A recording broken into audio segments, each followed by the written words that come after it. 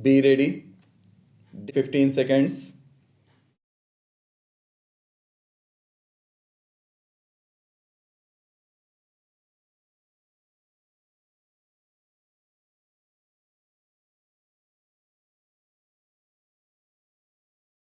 Mr. Vice Chairman, I rise to speak with a deep sense of anguish and a deep sense of helplessness. What can you say about the atrocities against women in a country like ours? Even yesterday, we saw noisy scenes in both the houses. All over the country, people are up in arms when there is a suggestion, when there is an amendment to suspend Article 21 of the Constitution of India all over the country. People are up in arms. 80 people are objecting. People are talking from rooftops about the precious right to life and the precious right to liberty. And yet, in the same country, when you take a woman and burn her, you will be defended in the name of religion. In this background, even to talk about atrocities against women is an exercise in futility, and the only thing that is worse than atrocities against women is to give up, not to speak about it, and not to fight against it.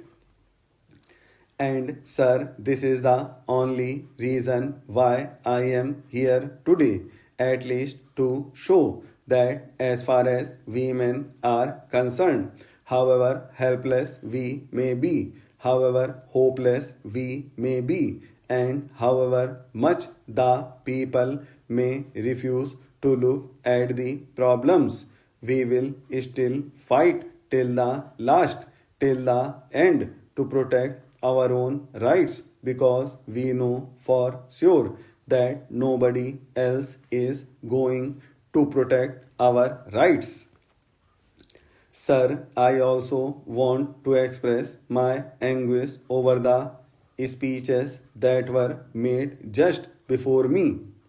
Sir, the Honorable Lady Member spoke. This is the tragedy of the situation. The Honorable Lady Member who spoke said so much about the atrocities that were being committed against women. Sir, I am not hiding any brief for any government or for any political party. The men who commit these crimes, the men who commit these wrongdoing, the society under the patriarchal system that reinforces these wrongdoing. Are these because of the patriarchal system, not because of any government? This is the tragedy that we attempt to trivialize the serious issue of problems relating to women. The Honorable Lady Member referred to the present government. I want to ask her whether under any other government no atrocities against women took place. I am a woman first, and I will defend to my last breath the right of women. One more thing I would like to say about what she has said before I go on to the main speech which I want to make on this subject. The Honorable Lady Member referred to the budget. I only want to place it on record that this is not shameful thing that the price of sindoor has been lowered. It may be that she agrees with it, may be that she does not agree with it. Many women do use it or do not use it. But merely because the price of sindoor has been reduced, you cannot say that it is an insult to women. It is not an insult to women. Secondly, sir, the budget does have a provision by which women's cooperatives have been given certain exemptions, and there are certain provisions by which the government has shown that it is its desire to ameliorate the conditions of women and to uplift the cause of women, to promote the cause of women. Therefore, it is not as if there is anything special about it, and certainly take strong objection to her statement, and I refute it. It is not a political issue at all, and the issue is entirely different. It is social issue which has to be addressed in that spirit. Sir, time and again in this house, outside the house, on public platforms, in rallies, in women's groups, demands are made and demonstrations are held and laws are passed and jokes are written. Even our colleagues say in the lobbies here, today it is Women's Day. You must speak about women's issues and all the women should get together.